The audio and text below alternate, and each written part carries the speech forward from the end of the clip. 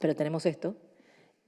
Dice lo siguiente, Perón: nuestra comunidad a la que debemos aspirar es aquella donde la libertad y la responsabilidad son causa y efecto, en que existe una alegría de ser, fundada en la persuasión de la dignidad propia, una comunidad donde el individuo tenga realmente algo que ofrecer al bien general, algo que integrar y no solo su presencia muda y temerosa. Me gusta mucho esta cita, que para Perón es parte fundamental de esa comunidad, la alegría. Ni el comunismo, ni el socialismo, ni el capitalismo, no se me ocurren otras utopías, debe haber millones más, pero ni el trotskismo, ni el anarquismo, tenían como tema la felicidad del pueblo. Para Perón, parte de la utopía es esa alegría, ¿no? 2 veces aparece la alegría en este libro, las tengo marcadas porque me pareció muy importante. Quiero traerles una cita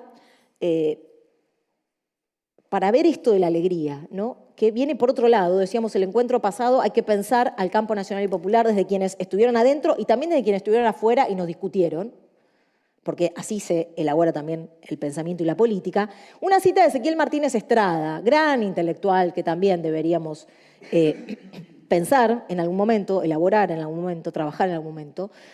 Ezequiel Martínez Estrada, muy antiperonista, muy lúcido, antiperonista lúcido, a veces pasa eso, saca un libro, fines del 55, comienzo del 56, que se titula ¿Qué es esto?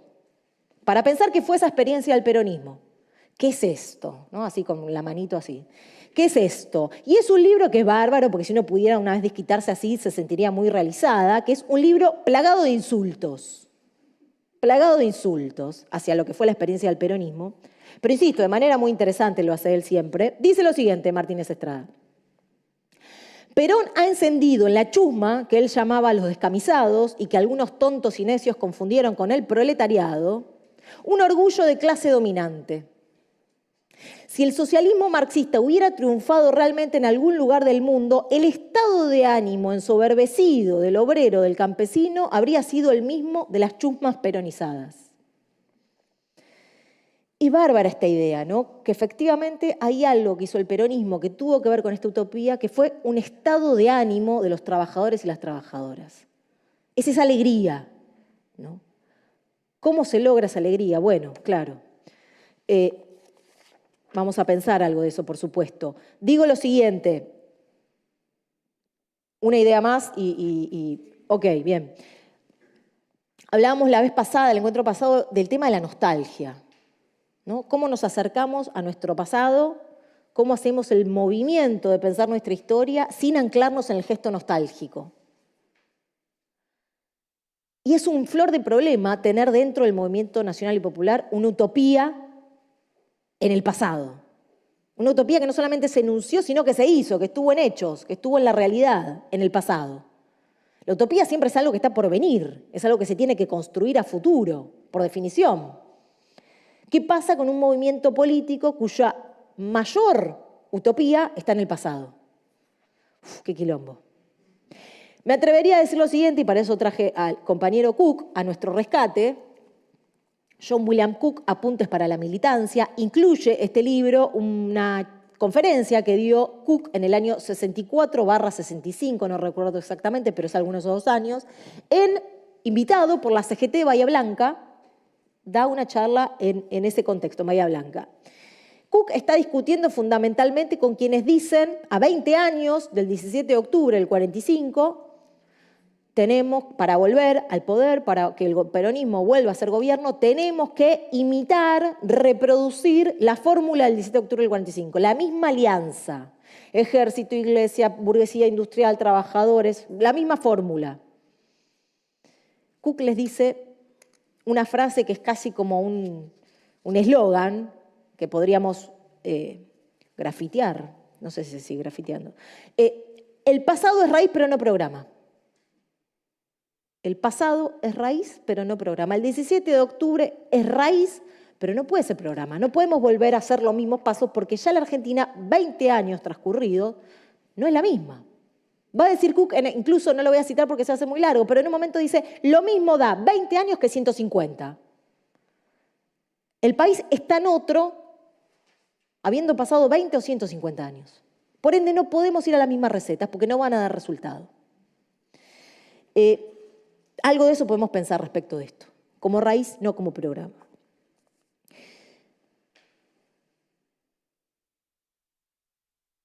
Clara Krieger, el libro que les mencionaba antes, Cine y Propaganda, ya muy académica, cero militante, ¿no? Sin embargo, cuando ve toda esta cantidad de documentales de Estado del peronismo, dice, yo lo que veo después de ver todas estas piezas, que ojalá la vez que viene podamos ver otra, voy a intentarlo, que es fantástica, dice, yo lo que veo en estas piezas es una utopía justicialista, que existió una utopía justicialista. Existió eso. La gran pregunta es qué pasa cuando esta utopía que Perón propone en este libro, y me gustaría después leer alguna cita más, si no llegamos será la que viene, se le atraviesa la historia. Se le atraviesan las fuerzas de la historia, la violencia, el odio. ¿Qué pasa con esta utopía, comunidad organizada, que pretende Perón en este libro, cuando el 28 de septiembre de 1951 está el primer intento de golpe de Estado? Y a partir de entonces la oposición no hace sino radicalizarse y poner bombas e intentar muchas otras veces otros golpes de Estado hasta que finalmente el 16 de septiembre del 55 lo logran. Ese mismo golpe, los bombardeos, dan cuenta de que esa comunidad organizada no funciona, no es fácil, se ve ante dificultades que son la propia historia, ¿no? ¿Qué pasa con esa utopía? ¿Dónde queda? ¿Cómo la pensamos? ¿Dejamos acá? Upa, que no se haya roto. Solamente quería mencionar Bien. que desde el chat quieren seguir escuchándote, así que para los que están presentes en la sala y también para los que nos escuchan del otro lado, decirles que las preguntas podemos retomarlas la próxima clase, Okay. que vamos a retomar este tema, Dale. así que puedes leer tu cita tranquila. Bien, Eso okay. venía a decir. Bien. Esto me gustaba pensar. Hablábamos el encuentro pasado del libro de Sarmiento, Facundo, Civilización y Barbarie. Y recalcábamos en ese subtítulo el tema de la I. ¿Se acuerdan? Que decíamos que no es una O, no es uno u otro, sino que en la propia formulación que hace Sarmiento de ese subtítulo existe la posibilidad de una convivencia. Civilización y barbarie.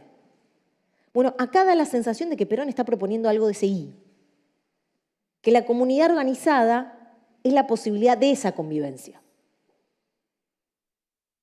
Porque en esta comunidad organizada que describe Perón no se definen quiénes son esos sujetos, como antes veíamos el video y no me acuerdo quién dijo, trabajadores organizados. En la comunidad organizada Perón no dice quiénes componen esa, no dice trabajadores. Da la sensación que en la comunidad organizada Perón está pretendiendo que conviva capital y trabajo, que haya una convivencia entre capital y trabajo. Claro, de nuevo, la historia nos va a terminar mostrando, llevando una pregunta acerca del capital en nuestro país. ¿Cómo se comporta el capital políticamente en nuestro país? Porque para el capital no va a ser tan interesante ese I, por lo menos en esta experiencia de desperonización que van a implantar a partir de 1955, ¿no? Lo leo con una cita. Perón le da mucha bola al tema de la lucha de clases en este libro. Hay un título, hay un apartado incluso que se llama Superación de la lucha de clases por la colaboración social y la dignificación humana. Corta. Se resuelve la lucha de clases, ¿no? ¿Qué dice Perón? Leo. Al pensamiento le toca definir qué existe, eso sí, diferencia de intereses y diferencia de necesidades, que corresponde al hombre disminuirlas gradualmente, persuadiendo a ceder a quienes pueden hacerlo y estimulando el progreso de los rezagados. Pero esa operación, en la que la sociedad lleva ocupada con dolorosas vicisitudes más de un siglo, no necesita el grito ronco y la amenaza, y mucho menos de la sangre, para rendir los apetecidos resultados. El amor entre los hombres habría conseguido mejores frutos en menos tiempo, y si halló cerradas las puertas del egoísmo, se debió a que no fue tan intensa la educación moral para desvanecer esos defectos cuanto fue la siembra de rencores. Es decir, para Perón la lucha de clases no es necesaria. Reconoce que hay diferencia de intereses. Quienes pueden hacerlo tienen que ceder, dice, Pero esos diferentes intereses requieren un trabajo que se puede hacer, el amor, la educación. Hay que persuadir, en todo caso, él no habla de capital y trabajadores acá, sí lo va a hacer en 1973, no importa ahora, no nos vamos a meter ahí, pero hay una diferencia de intereses que requiere un trabajo, casi como si la utopía justicialista lo que pretendiera es que esa convivencia pueda darse y que la sangre no llegue al río. Perón, un gran estudioso de la guerra, ¿no? Perón fue ante todo profesor de historia militar, ustedes saben, en los 30. Profesor de historia militar, tiene un grandísimo libro que se llama Apuntes de Historia Militar, genial libro, muy poco retomado por quienes pregonan con la doctrina, es interesante ese libro para leer. Gran estudioso de la guerra, sabe muy bien que la historia argentina está atravesada de guerras civiles. Que esa antinomia que en la revolución estuvo hacia afuera durante el siglo XIX y buena parte del XX se tradujo hacia adentro. Y que esa antinomia traducida hacia adentro lo que produjo fue guerras civiles. Y que esa antinomia traducida hacia adentro lo que produjo fue muerte, sangre, siempre de los mismos sectores. Lo que pretende Perón con esta comunidad organizada entonces de alguna manera es que la sangre no llegue al río. Famosa fórmula del peronismo, ¿no? En el 55 entre el tiempo y la sangre se eligió el tiempo, se dice. Por eso Perón nos llama a resistir y demás. Bueno, nuevamente, la comunidad organizada puede ser leída en esos términos. Perón propone un modelo político, social y económico en donde los argentinos podamos vivir juntos, el capital, el trabajo, sin que la sangre llegue al río. De nuevo, Elí de Sarmiento, ¿no? Elí de Sarmiento, una antinomia que no sea tal. Si hay diferencia de intereses que podamos políticamente atenuar esos conflictos. De nuevo, el gran problema va a ser la historia. El gran problema va a ser la historia. Con esto ya cierro. 1 de mayo de 1953, Día del Trabajador. Ustedes saben, todos los 1 de mayo se celebraban con un acto público en la Plaza de Mayo, feriado. 15 de abril, 15 días antes, en esta radicalización de la oposición, había habido una marcha de la CGT por el tema inflacionario. Comandos civiles del radicalismo colocan bombas en la boca de subte, matando a 5 trabajadores del peronismo, identificados con el peronismo, cientos de heridos. 1 de mayo, 15 días después, se arma el acto clásico el 1 de mayo, pero claro, este 1 de mayo tiene una connotación especial porque habían matado a 5 trabajadores hacía 15 días. En ese acto, población muy fervorosa le gritaba a Perón, el pedido era a la horca.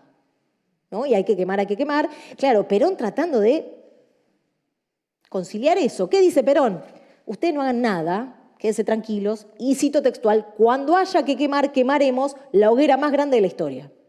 ¿No? Claro, es un Perón que está tratando de regular una conflictividad ya desatada. Ese día, ¿saben qué se canta? Había una canción muy popular en esos años, muy festiva, que habla mucho de la fiesta durante el peronismo, que era por 4 días locos que vamos a vivir, te tenés que divertir. Muy del peronismo, ¿no? Hay que divertirse y lo que importa es el presente. Antonio Tormo. La reversionaron y la reversión era que tiren otra bomba, nos vamos a divertir. Amenazante. Es un pueblo amenazante el del peronismo, a la horca. ¿No? Nos ponen bombas, nos matan, compañeros, y la respuesta, había una idea de que podía ser amenazante. Por eso Perón intenta regular.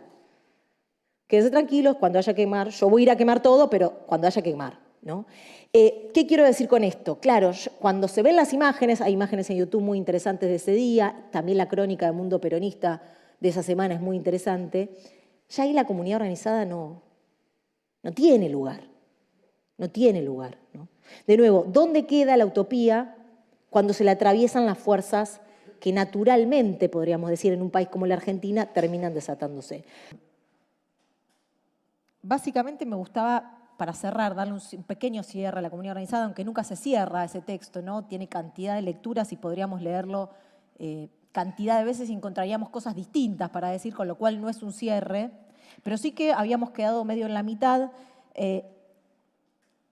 No sé si a alguien le quedó alguna pregunta particular sobre ese texto. Sí me gustaba la idea de decir sencillamente, para Perón la lucha de clases es un tema, ¿no? Es un tema a pensar en ese libro. Es un tema a pensar y va a decir, el peronismo no niega que haya una diferencia de intereses, ¿no? Y ahora voy a leer una cita donde lo marca. El tema es qué hacemos con esa diferencia de intereses. Veníamos desde el primer encuentro con la pregunta, ¿no?, que decíamos un movimiento nacional y popular es una pregunta por la nación y por quienes viven y por cómo viven hacia adentro. Mencionábamos la antinomia de Sarmiento, el I y el O, civilización y o barbarie. Bueno, acá Perón, la idea de la comunidad organizada es que esas diferencias no pueden no anular esa convivencia. Se puede vivir con diferencias. Leo una cita que tengo acá de la comunidad organizada, es en el apartado 13, que dice así, poco difícil, enrevesada la escritura como es de este texto, dice, al pensamiento viene de negar que existe, que la lucha de clases sea algo positivo, ¿no? Entonces lo que dice, al pensamiento le toca definir que existe, eso sí, diferencia de intereses y diferencia de necesidades, que corresponde al hombre disminuirlas gradualmente, persuadiendo a ceder a quienes pueden hacerlo y estimulando el progreso de los rezagados.